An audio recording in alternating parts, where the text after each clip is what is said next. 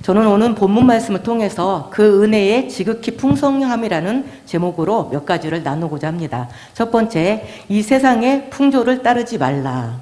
자, 이 세상은 급변하는 세상 속에서 무엇이 진리인지 또 어떤 가치관을 가지고 살아야 되는지 혼란한 시대에 살고 있습니다. 우리 가치관도 철학도 무엇이 옳은지 무엇이 그른지 혼란스러울 때가 많이 있습니다. 자, 온 국민이 촉각을 곤두세웠던 대통령 선거가 끝났죠. 또 그 대통령 선거 개표 방송을 보면서 내가 지지하는 후보가 막 앞서면 신난다 하다가 또 지면 이렇게 하고 밤새도록 엎치락 뒤치락 하시다가 어느 순간에부터 한 후보가 앞서가서 포기하고 주무셨다고 하시는 분들이 계시고 그랬다고 하더라고요. 저는 그냥 이 선거 딱 끝나고 이제 하나님에 맡기고 오늘 개표 방송 보지 맙시다. 그리고 자고 일어나서 새벽에 5시 정도 일어나면 아마 당락이 결정이 됐을 것입니다 하고 딱 일어나서 봤더니 당락이 어느 정도 윤곽이 잡혀 있더라고요. 자, 우리가 그런 것들에 의해서 이렇게 일비할 이유가 없더라고요. 내가 지지하는 후보도 있을 수 있고 내가 또 싫어하는 후보도 있을 수 있습니다. 하지만 나라의 흥망성쇠를 주관하시는 이가 누굴까요? 이 나라의 주권자를 세우시는 이가 누굴까요? 이 세상에 많은 왕조들을 세우시고 많은 나라를 세우시고 통치자들을 세우시는 이는 바로 하나님이십니다. 이 사람도 하나님이 세우신 것이고 정말 아주 못된 히틀러 같은 그런 지도자도 사실은 하나님께서 하나님의 주권하에서 뜻과 계획 안에서 세우셨다는 것을 인정하기 때문에 우리는 그런 것들에 흔들릴 이유가 없는 것 같습니다. 자, 우리가 정치 이념도 영원하지 않습니다. 그리고 또 우리 이런 정치, 경제, 논리, 이론들을 많이 펼치지만 그 모든 것들이 영원하지 않습니다. 그렇죠? 그런데 우리는 그런 것들에 의해서 우리의 마음들이 이리 갔다 저리 갔다 흔들리면서 하나님을 떠나는 불순종의 영들의 길을 따라가는 때가 많이 있다는 것입니다. 자, 지금 우리는 이런 세상의 풍조와 공중의 권세 잡은 자들은 불순종의 아들들 가운데 역사하는 영이라고 하고 있습니다. 자, 우리가 한때 그런 불순종의 아들들 가운데 역사하는 영을 따라갔던 그런 사람들이죠. 자, 에베소서 2장 2절에 보면 한번 볼까요? 우리가 읽었던 본문 말씀인데요. 그때 너희는 그 가운데 생하여 이 세상 풍조를 따르고 공중의 권세 잡은 자를 따랐으니 곧 지금 불순종의 아들들 가운데 역사하는 영이라. 네, 우리는 그때에 너희는 그 가운데 행하고 이렇게 하고 있는데요. 그때, 때는 헬라어로 카이로스라고 합니다. 이것은 어떤 일에 적합한 시기, 기간을 가리키는 말입니다. 곧 우리가 구원받기 전에, 너희가 구원받기 전에, 그때에 이 세상의 풍조를 따르고 이 세상이라고 얘기하고 있는데요. 이 세상이란 헬라어로 코스모스라고 하는데 이것은 사람이 거주하는 땅만을 가리키는 것이 아니라 물질적인 모든 세계, 또 하나님을 떠나 육신대로 살며 그리스도를 대적하는 모든 인류, 또 세상사, 물질, 권력, 쾌락, 욕망, 명예 등을 총칭하는 그런 단어라고 합니다. 그리고 바람처럼 날아가고 또 허무하기 그지없어서 인간의 욕망을 충족시켜요. 그런데 그렇게 허무하고 바람처럼 날아가는 그런 것들을 이 인간의 욕망을 충동시켜서 그것을 쫓아가게 하는, 그리고 또 하나님을 떠나게 만드는 그런 역할을 하는 것들을 세상이라는 단어 속에 함축해서 다 나타내고 있습니다. 또 그리스도 예수 없이 행복을 추구하고자 하는 인간이 꾸며놓은 세상, 그래서 그 안에는 무슨 여러 가지 조직도 정치, 문화, 예술, 법률, 상업, 교육, 음악, 의술 등을 다 말한다고 합니다. 우리는 그 안에서 진노의 자녀로서 또 그것을 따라서 살아갔던 자들이지요. 자, 그런데 우리는 진노의 자녀로 살았는데 우리가 하나님 앞에 구원받기 전에 우리의 삶은 어땠을까요? 자, 첫째, 허물과 죄 가운데서 세상 사람들이 살아가는 방법대로 살아왔습니다. 그리고 두 번째, 이 세상 풍조를 따라 세월을 따라서 또 정치인들이 선동하는 것을 따라서 살아왔습니다. 또 세 번째, 공중의 권세 잡은 자, 곧 하나님을 불순종하는 영들을 따라왔습니다. 자, 이렇게 우리가 세상의 풍조를 따라서 정치자들의 선동을 따라서 우리나라도 6.25를 겪지 않았습니까? 공산주의, 공산주의와 또 민주주의가 격돌하는 그런 가운데서 전쟁을 치르는 그런 역사들도 있었어요. 이것 또한 어떤 세상의 한 풍조라고 할 수 있죠. 그때 많은 사람들이 죽었죠. 공산주의가 들어오면서 또 그것을 반대하는 사람들과 민주주의를 신봉하는 사람들이 서로에 따르는 어떤 정치적 이념에 의해서 많은 사람들이 죽기도 했고 전쟁을 치르기도 했습니다. 그처럼 우리는 에베소서 2장 1절의 본문 말씀처럼 허물과 죄로 죽었습니다. 그런데 그런 우리를 예수님께서 살리셨다 이렇게 얘기를 하고 있습니다.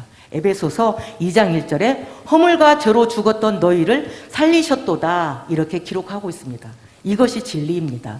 세상에 많은 정치 이념, 철학, 경제 논리, 경제 이론들이 있지만 그런 것들은 영원하지 않아요. 그런데 영원한 진리, 정말 우리가 변함없이 추구해야 되고 따라가야 될 진리는 무엇이냐? 바로 예수 그리스도께서 우리의 구원자 되신다는 것입니다. 이 진리를 여러분들이 오늘 붙들고 따라가시기를 바랍니다. 우리는 더 이상 세상의 풍조를 따라갈 필요가 없어요. 대통령이 누가 되든지 또 국회의원이 누가 되든지 상관이 없습니다. 왜냐하면 역사의 주관자는 결국 하나님이시기 때문에 그런 것들에 우리가 일비하면서 핏대를 빌 일이 없죠. 누가 보니까 그렇더라고요.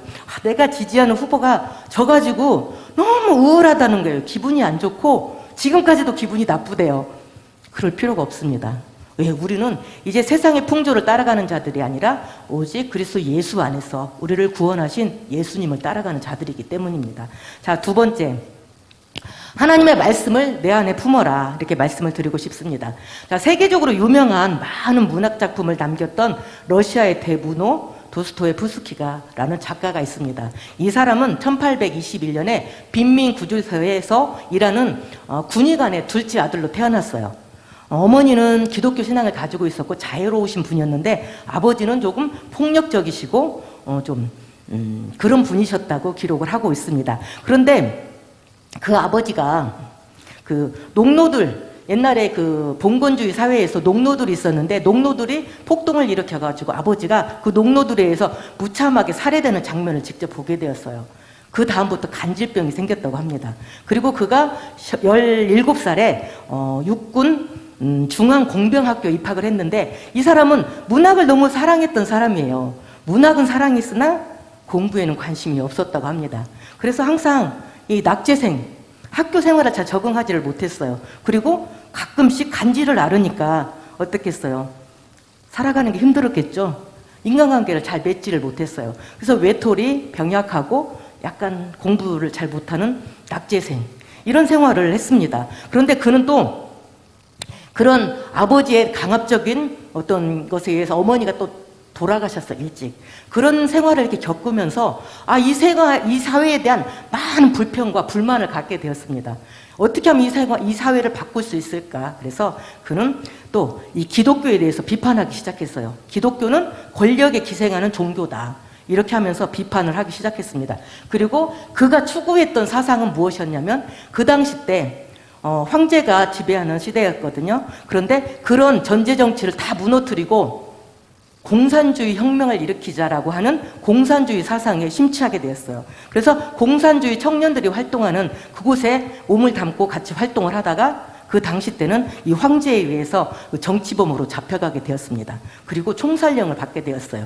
그때의 나이가 28살이었다고 합니다.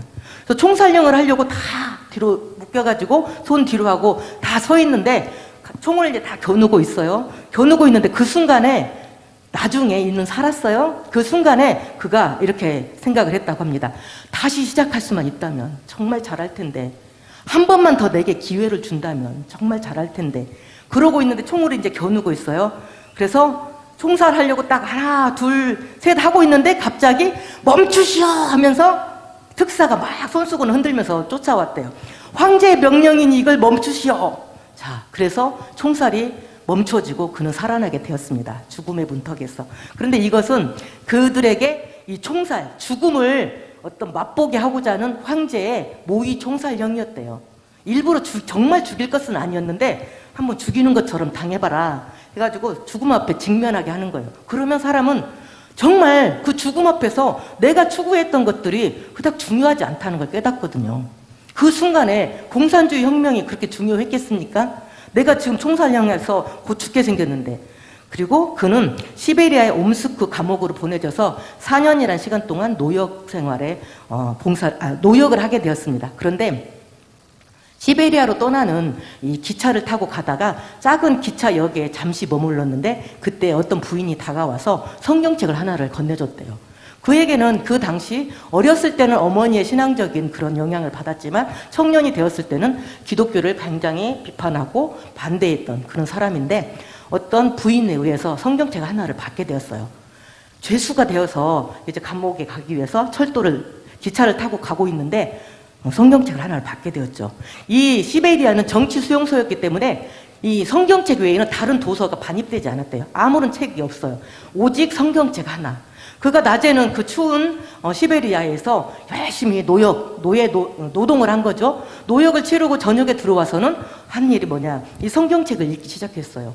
할 수 있는 게 그거밖에 없으니까. 볼 수 있는 것이 성경밖에 없었어요. 그래서 성경을 읽으면서 그가 거기에서 예수님을 만나게 되었습니다.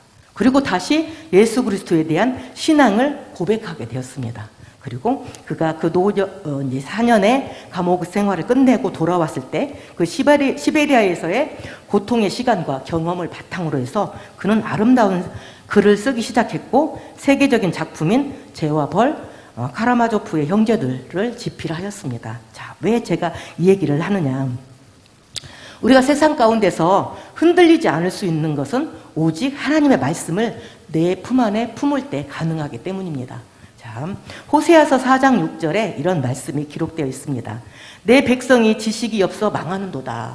자, 하나님의 말씀이 없을 때, 또 하나님의 말씀을 알지 못하고 그 말씀에 순종하지 못할 때 우리는 자기 좋은 대로 행하는 것이에요. 그리고 근데 그것이 결국은 죄악된 인간의 육체적 소욕을 따라서 욕망을 따라서 살아가는 것이죠. 도스토예프스키가 하나님 앞에 그가 그 하나님을 버리고 공산주의 혁명으로 이 세상을 바꾸고자 했던 것처럼 세상의 시류를 따라가고 세상의 사조를 따라가게 되었습니다. 그러나 그가 하나님을 깨닫게 되었을 때 그 하나님 앞에 다시 하나님의 말씀을 접하게 되었을 때 하나님의 말씀은 그 안에서 역사하기 시작했고 그를 변화시켰다는 것입니다. 그가 정말 이 기독교는 권력에 기생하는 종교다 그렇게 비판을 했었는데 그가 하나님을 다시 깨달았을 때 이런 고백을 했다고 합니다. 누가 내게 그리스도는 진리가 아니라고 증명한다고 해도 나는 그리스도와 함께 있고 싶다. 예수와 함께 있고 싶다. 이렇게 고백을 했다고 합니다. 그리고 그가 마지막 죽는 그 순간에 시베리아에서 읽었던 성경책을 품에 안고 죽었다고 합니다. 자, 여러분, 하나님의 말씀을 품으십시오. 그리고 하나님의 말씀은 우리의 믿음의 근거가 됩니다. 오직 그분의 말씀을 품고 그분의 말씀에 순종하여 사는 것이 우리의 인간의 본분입니다. 그리고 하나님의 온전한 자녀로서 우리를 살게 하는 것이 바로 하나님의 말씀입니다. 세상에 그 어떤 정치적인 철학이나 정치적인 경제적인 이론으로도 우리의 삶을 온전히 변화시킬 수 없습니다. 하지만 우리가 하나님의 말씀을 품었을 때 그 말씀은 우리 안에서 우리를 변화시키고 우리의 모든 삶의 모든 환경들을 변화시키는 그런 놀라운 역사가 일어나게 됩니다. 자, 세 번째. 그 은혜의 지극히 풍성함을 나타내자. 자, 에베소서 2장 4절에는 긍휼이 풍성하신 하나님이 우리를 사랑하신 그 큰 사랑을 인하여 허물로 죽은 우리를 그리스도와 함께 살리셨고 또 함께 일으키사 그리스도 예수 안에서 함께 하늘에 앉히시니. 자, 우리의 정체성은 무엇입니까? 우리의 정체성은 긍휼이 풍성하신 하나님이 우리를 사랑하셔서 살리셨고 예수 안에서 하늘에 앉히시는 사랑하는 자녀라는 것입니다. 이것이 중요해요. 우리의 정체성을 어떻게 가지고 있느냐? 우리는 더 이상 불순종의 진노의 자녀가 아닙니다. 이 도스토예프스키는 아버지에 대한 그런 아버지의 강압적인 성격, 폭력적인 성격, 그리고 어머니를 힘들게 했고 어머니가 일찍 아버지 때문에 돌아가신 것에 대한 불만, 그런 것이 굉장히 많았고 또 가난한 생활을 하면서 이 세상이 부조리함, 불평, 불만 그런 걸 많이 가지고 있었어요. 그래서 어떻게 이 세상을 뒤집어 엎을 수 있을까 그걸 연구하다가 공산주의 그런 사상에 물들기 시작했고 그 활동을 가담하기 시작했죠. 자, 우리의 정체성은 그런 곳에 있지 않아요. 우리는 하나님의 풍성하신 긍휼로서 우리를 사랑하셔서 우리를 구원하시고 하늘에 앉히시는 하나님의 자녀라는 것입니다. 그렇기 때문에 우리는 그 은혜의 풍성함을 나타내는 삶을 살아가시기를 바랍니다. 그가 하나님 앞에서 완전히 변화되었을 때 그 삶은 정말 하나님의 영광을 드러내기 시작했어요. 사람들의 인간의 심리를 글 속에 나타내기 시작했고 하나님과 이 인간의 관계를 글 속에 나타내기 시작했습니다. 그리고 그에게는 또 이런 작품을 읽다 보면 저는 뭐 그 사람의 작품을 많이 읽어보진 않았는데 특징이 있다고 합니다. 아버지에 대한 불만, 아버지가 그 강압적인 성격으로 인해서 이 아버지라는 사람에 대해서 소설 속에 등장하는 모든 아버지들에 대해서 아주 나쁘게 폭력적이고 강압적인 남편, 아내를 유흥가에 팔아먹는 남편 이렇게 좀 나쁘게 표현을 하고 있대요. 그리고 일찍 죽어버리는 남편 이런 좀 무책임한 아버지 이런 상으로 많이 표현을 하고 있다고 합니다. 하지만 그의 작품 속에서 하나님은 인간을 보호하시고 사랑하시고 구원하시고자 하시는 그 하나님의 사랑을 그 작품 속에 나타내고 있다고 합니다. 자, 여러분, 하나님의 말씀이 우리 안에 있을 때 우리가 그런 온전한 정체성을 가지고 있을 때 하나님은 우리의 삶을 변화시키시고 우리의 환경을 변화시키십니다. 그리고 우리는 그 풍성한 은혜를 깨달았을 때 하나님의 소명이 우리 가운데 있다는 것을 깨닫게 될 것입니다. 여러분, 이 땅에 하나님께서 우리를 보내신 것 다 이유가 있으시겠죠? 그냥 주신 것은 아니시지 않겠습니까? 자, 하나님께서는 우리에게 주신 소명이 무엇일까 한번 깨달아 보시기를 바랍니다. 우리의 육신의 눈은 항상 우리의 연약함과 우리의 부족함들에 주목을 해요. 그리고 어떤 사람의 단점, 어떤 사람의 부족함 그런 거에 많이 주목을 하게 됩니다. 하지만 하나님은 그게 아니라는 것이에요. 우리의 연약함도 강하게 변화시키실 수 있는 분이시고 우리의 부족함을 온전히 채우셔서 풍성함 가운데 인도하실 수 있는 분이시라는 것입니다. 그런 정체성을 가지시기를 바랍니다. 자, 우리의 능력은, 우리의 생각은 인간의 능력, 요만큼 나는 높이 뛰기를 제가 얼마만큼 할 수 있을까요? 한 1m 할 수 있으려나? 요만한 철봉을 넘을 수 있으려나? 그 정도의 한계. 나의 능력의 한계는 그 정도라고 항상 규정 짓습니다. 하지만 하나님의 눈으로, 하나님의 생각으로 나를 바라봤을 때는 하나님은 달라요. 내 한계는, 나의 능력의 한계는 이 정도로 나는 규정을 짓지만 하나님은 그 한계를 넘어서 하나님의 능력이 나의 능력이 되게 하신다는 것입니다. 그리고 우리의 모든 삶을 완전히 변화시키신다는 것입니다. 여러분, 그 은혜의 지극히 풍성함을 여러분들이 누리시기를 바랍니다. 그리고 이 세상 가운데서 하나님의 그 풍성하심을 나타내시기를 바랍니다. 자, 인간의 생각은 정말 우리의 능력 안에서 그렇게 작은 것들을 한계를 규정짓고 하나님의 그 주신 그 놀라운 비전을 바라보지 못해요. 그런데 우리가 그 하나님의 풍성함 가운데 나갔을 때 하나님은 우리의 눈을 열어주십니다. 하나님 눈을 열어주셔요. 그리고 우리의 능력의 그 한계를 없애버리시는 거예요. 하나님의 능력이, 하나님의 권능이 우리의 힘이 되시고 우리의 능력이 되게 하신다는 것입니다. 자, 잠언서 29장 18절에 이런 말씀을 기록하고 있어요. 묵시가 없으면 백성이 방자히 행하느니라. 율법을 지키는 자는 복이 있느니라. 자, 하나님의 계시와 비전, 말씀이 없을 때 인간은 방자히 행한다고 합니다. 방자히 행한다는 것은 법 없이 내 하고 싶은 대로 하는 거예요. 공의와 정의도 무시하고 힘 있는 자가 다 차지하고 다 갖고 그런 세상이 되는 것이죠. 그런데 하나님 앞에서 하나님은 우리에게 계시와 비전을 주시고 말씀을 주십니다. 하나님의 정의와 공의를 베푸신다는 것입니다. 아까 말한 것처럼 인간의 교만과 자만으로 도스토예프스키는 인간의 세상, 인간의 철학으로 이 세상을 바꿀 수 있다 생각했고 기독교를 비판했었지만 하나님께서 그 삶에 임하시고 그 삶을 변화시킬 때 그는 창조적인 삶으로 변화되게 되었죠. 정말 놀라운 작품들, 지금까지도 정말 명작이라고 불려지고 있는 재와 벌 같은 그런 문학 작품을 남기게 되었다는 것입니다. 여러분들, 우리가 정말 주님 안에서 그는 이 시베리아에 4년 동안 노여결을 했다고 했잖아요. 시베리아는 지금도 굉장히 추운 곳이죠. 얼어붙어 있는 땅이에요. 뭐 옛날에 우리 영화 같은 데 보면 막 눈이 막 쌓여있고 뭐 이런 데서 막 헐벗고 쇠고랑 차고 다니면서 일하고 있는 그런 생활을 4년 동안을 했어요. 그런데 그 4년의 그 고통을 그는 그 경험과 그 고통을 바탕으로 해가지고 정말 아름다운 주옥 같은 문학 작품을 탄생할 수 있는 그런 바탕을 거기에서 가져왔다는 것입니다. 하나님은 우리의 삶에 하나님이 임하시면 고통도 그렇게 변화시킬 수 있는 분입니다. 여러분들이 지금 겪고 있는 어떤 일들이 고통일 수도 있고 기쁨일 수도 있고 또 정말 다시는 겪고 싶지 않은 그런 일일 수도 있습니다. 하지만 하나님께서는 그 모든 삶 가운데 오셔서 우리의 삶을 통해서 당신을 계시하시기를 바라고 당신의 뜻을 이루시기를 원하신다는 것입니다. 자, 에베소서 2장 8절 한번 볼까요? 너희는 그 은혜에 의하여 믿음으로 말미암아 구원받았으니 이것은 너희에게서 난 것이 아니요 하나님의 선물이라. 자, 하나님께서는 우리를 구원하셨는데 그러니까 그것이 우리가 어떤 능력으로 그것을 구원을 얻은 것이 아니라 하나님께서 우리에게 거저 주시는 선물이다, 이렇게 얘기를 하고 있습니다. 여러분, 하나님의 그 은혜의 풍성함, 하나님의 그 구원을 누리시기를 바랍니다. 그리고 여러분들에게 주신 인생의 최고 가치를 창조하시기를 바랍니다. 오늘부터 한번 기도해 보십시오. 하나님, 내게 주신 것은 무엇일까요?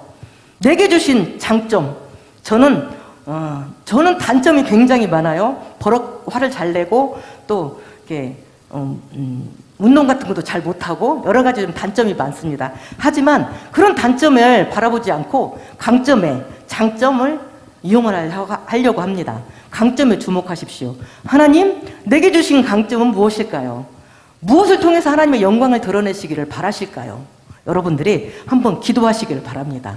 불평불만으로 가득 찬 삶이 하나님의 구원의 은혜가 임했을 때 놀라운 문학작품을, 세계적인 문학작품을 만드는 것처럼 우리의 삶에 정말 부족하고 연약하고 아무 쓸모가 없어, 저렇게 살아가지고 도대체 뭐를 하려고 저렇게 사느냐라는 가끔 그런 말이 나오는 그런 인생일지라도 하나님의 은혜 가운데 우리가 나아갈 때 그 지극히 풍성한 하나님의 은혜가 우리 가운데 임할 때 우리의 삶은 놀랍도록 변화된다는 것입니다. 그분의 지혜가, 그분의 창조적인 능력이 내 것이 된다는 것입니다. 여러분, 하나님께 집중하시고 그분을 묵상하십시오. 그리고 하나님께서 우리에게 주신 그 은혜의 지극히 풍성함을 누리시기를 바랍니다. 그리고 또 하나님께서는 말씀하셨어요. 그 풍성함을 온전히 누리며 여러 세대에 나타내게 하려 하심이라, 이렇게 얘기를 하고 있습니다. 뭐냐면 하나님께서 하나님의 그 놀라운 은혜를 우리에게 주셨지만 다가오는 여러 세대에게도 그 모든 것들을 풍성하게 누리게 하겠다 하고 그렇게 말씀을 하십니다. 저와 여러분들이 하나님의 그 놀라운 풍성한 은혜 가운데서 우리의 삶이 변화되어지고 그것을 또한 다가오는 세대, 우리의 모르는, 하나님을 모르는 많은 사람들에게 나타냄으로써 하나님의 영광을 드러낼 수 있는 그런 저와 여러분들이 되시기를 바랍니다. 하나님은 더 이상 우리가 세상 풍조를 따라가지 않게 하셨고 진노의 자녀가 아닌 하나님의 자녀, 하나님이 긍휼로서 사랑하시고 구원하신 하나님의 자녀라고 우리에게 말씀하고 계십니다. 여러분, 그 말씀을 붙들고 오늘 더욱더 주님 앞에 영광 돌리시고 하나님을 기쁘시게 하는 삶을 살아가는 저와 여러분들이 되시기를 바랍니다. 자, 오늘 기도하시겠습니다.